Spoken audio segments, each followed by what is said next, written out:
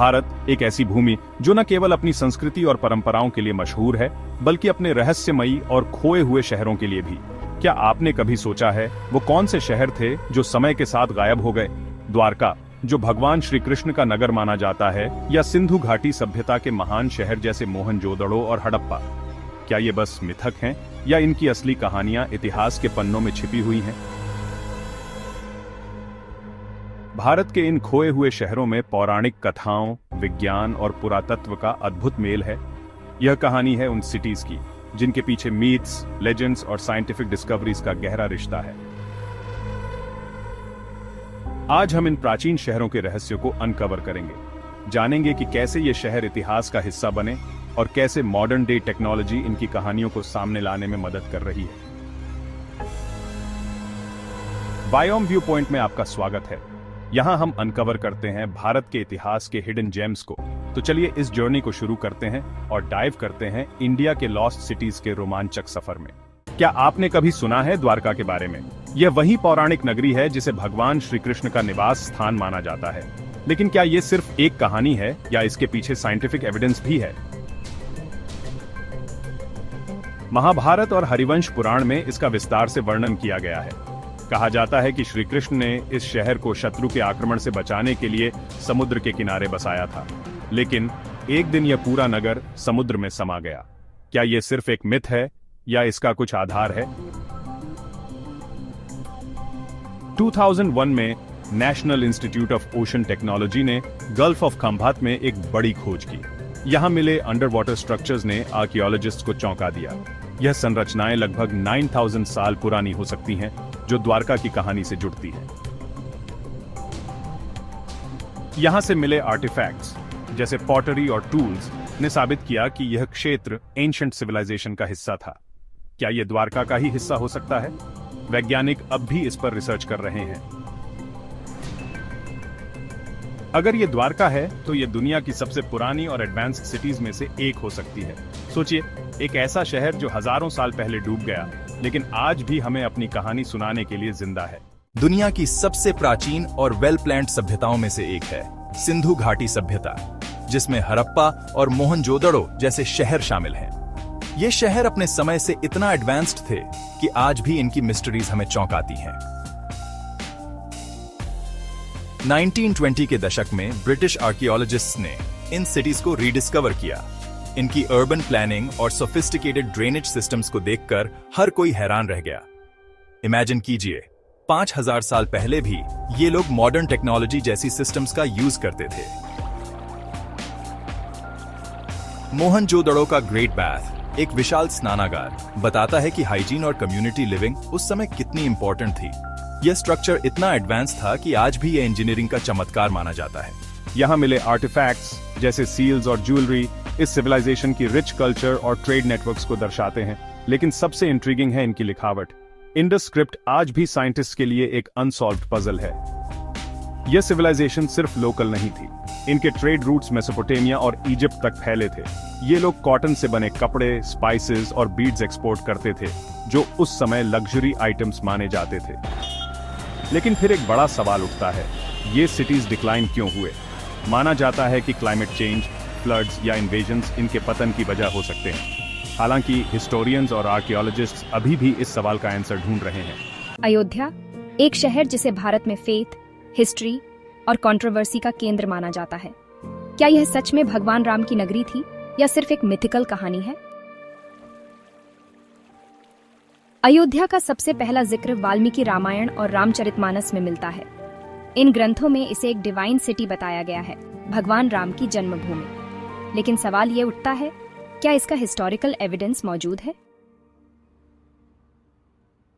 1980 और 1990 के दशक में हुए आर्कियोलॉजिकल एक्सकवेशंस ने अयोध्या की कहानी को नया मोड़ दिया।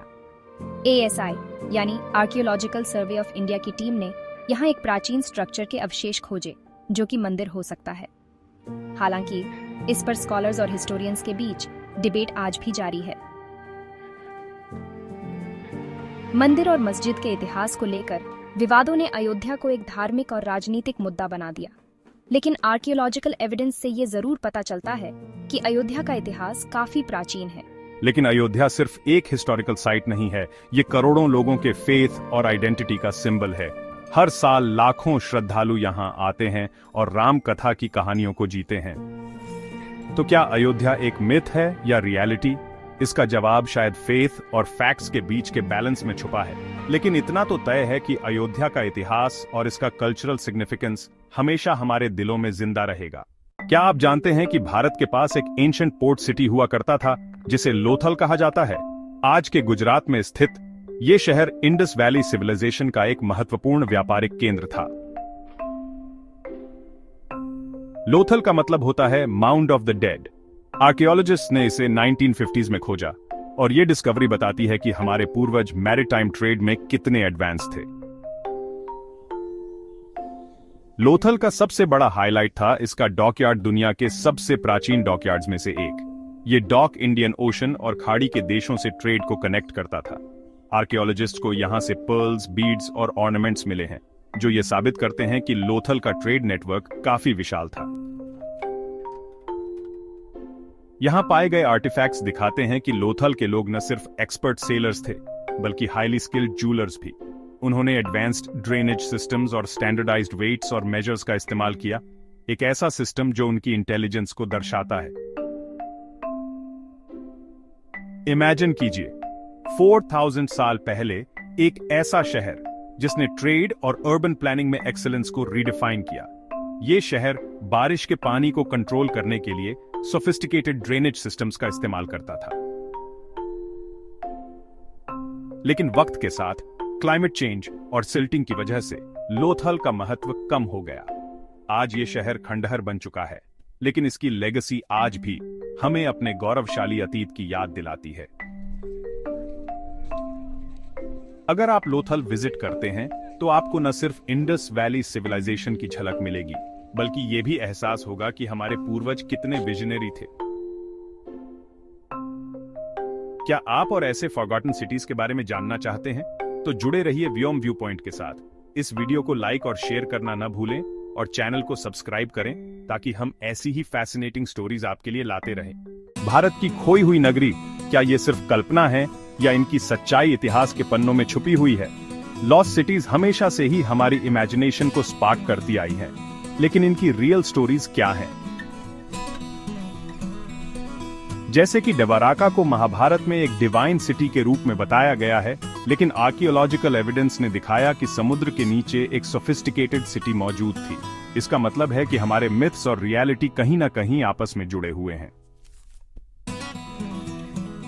इंडस वैली सिविलाइजेशन की सिटीज जैसे हरापा और मोहेंजो-दारो को कभी मिथ समझा जाता था, लेकिन एक्सकवेशन ने दिखाया कि ये सिटीज साइंटिफिकली प्लान्ड थीं, ड्रेनेज सिस्टम्स और ग्रैनरीज जैसी एडवांस्ड टेक्नोलॉजीज के साथ।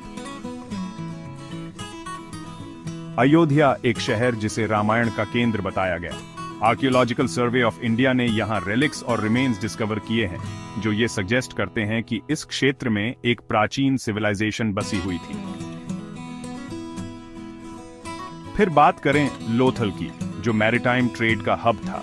हिस्टोरियंस इसे प्रूफ मानते हैं कि हमारी एंशिएंट सिविलाइजेशन कितनी ग्लोबली कनेक्टेड थी।